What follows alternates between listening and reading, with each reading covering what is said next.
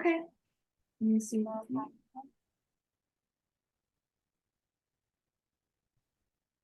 Okay, there we go. Hi, I'm Sayer Brown, and my speech is on dementia. Memory is one of the most important things a person can have. It shapes a human entire life and personality. As Eddie Weissel said, without memory, there is no culture. Without memory, there'd be no civilization, no society, or no future. But what happens when your memory fades? Are you still you when your memory leaves?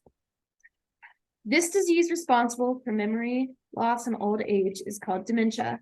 Dementia causes the deterioration of cognitive function, memory loss, and loss of reasoning. About 10 million people are diagnosed with dementia each year, and around 55 million people have it currently. It is the seventh most cause of death in the population. This disease has impacted me on a personal level as my grandmother suffers with dementia, and seeing her decline over time has been one of the hardest things I've had to watch. And today I'll talk to you about the history of dementia, the common symptoms, early indicators, treatments, and how to make a person suffering from dementia comfortable in their last years. I will also talk to you about the research going on to create effective treatments and maybe one day a cure. But in order to understand dementia's destructive and despicable behaviors, we need to know the basic facts and history of dementia.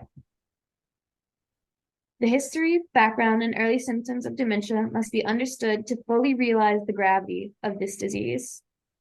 Dementia and its subset Alzheimer's has been around as long as humankind has been around, and as long as it's been around. The idea of memory declining as you age has been referenced in ancient Egyptian texts, and the actual term dementia was coined in the 13th century. And as our society advances, we've learned more and more about dementia and Alzheimer's. We now know that Alzheimer's is separate from dementia. It is a subset of dementia, as well as other types such as Lewy body dementia, vascular dementia, and frontotemporal dementia. And dementia is also not a guaranteed disease, although the risk does increase the older you get. Before you get diagnosed with dementia, there are often some early symptoms that someone may experience, such as general forgetfulness, like losing your keys, forgetting certain dates, and other small things like that. You may also experience depressive episodes, and your cognitive function may start to decline slightly. The longer you have this disease, the worse the symptoms get until you are a shell of the person you once were. Now that you know the history and the gravity of this disease, you can now understand how important it is to give a person suffering from dementia quality care. When a family member gets diagnosed with dementia, it can be extremely hard to accept for both you and the person suffering from it. But in order to make that transition easier, it is integral to give quality care to the family member suffering from dementia. One of the main points in the 36-Hour Day by Nancy L. Mace is that it is not the person's fault that they have dementia. There is nothing that you could have done or they could have done differently to prevent getting this disease. Mace also states that people who suffer from dementia are extremely susceptible to change. Therefore, it's very important to set a rigid schedule that includes something that the family member enjoys. Many people with dementia enjoy simple tasks like puzzles, walking, and talking. It is also extremely important to give yourself quality care. It is just important as caring for someone else. Letting yourself recharge and give yourself time will allow you to give the best care to the person suffering from dementia. And although dementia's current status is fatal, scientists are working hard every day to create treatments and hopefully a cure one day for dementia. So although there's no cure for dementia, and there likely will not be in our lifetimes, scientists have made many breakthroughs in medications and therapies that have given promising results in mild to moderate dementia.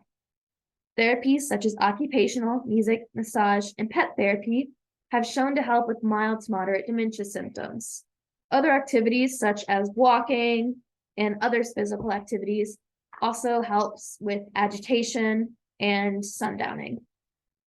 There are also numerous medications that have been proven to help. These medications include memantine, antidepressants, antipsychotics, and other drugs too.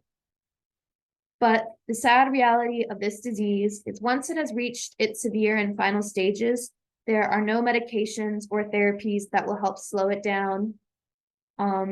So what you can do is make them comfortable and surround them with loved ones. Treatments and therapies are very important for someone suffering from dementia, but for the carer, knowing the history and symptoms of dementia is what's important.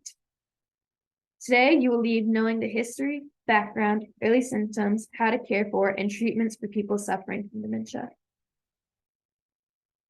Alzheimer's is not the past, the success, the accolades, the accomplishments. Alzheimer's is about the present and the struggle, the scrappy brawl, the fight to live with the disease. It's being in the present, the relationships, and the experiences, which is the core of life, the courage to live in the soul. Greg O'Brien. And here are the references I used to count for my research. Any questions?